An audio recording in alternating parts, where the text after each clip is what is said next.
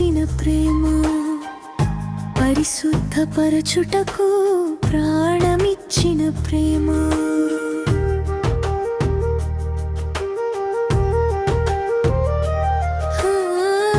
పాపములో పడి ఉన్న వారిని చూసిన ప్రేమ, పరిశుద్ధపరచుటకు ప్రాణమిచ్చిన ప్రేమ.